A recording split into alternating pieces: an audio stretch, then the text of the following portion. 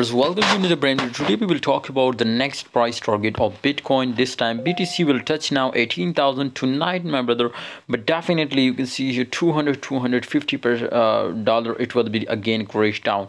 Remember, guys, this crash was just temporary. Absolutely, my friend. Pump is also temporary. Just CPI report will come now, so that's why all crypto markets, especially altcoins, will take a very huge pump now, especially dark coin.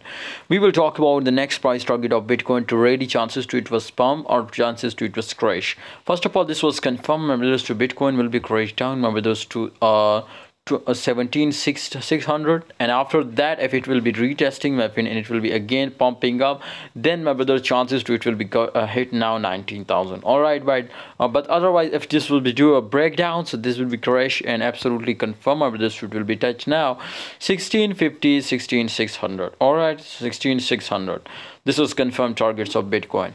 So I hope you understand, and if you will, my friends, this time do a focus on short position. I think you will be going right. Don't focus on long position. Thanks for watching. See you next time. Don't forget to subscribe and join my Telegram group for unlimited VIP signals.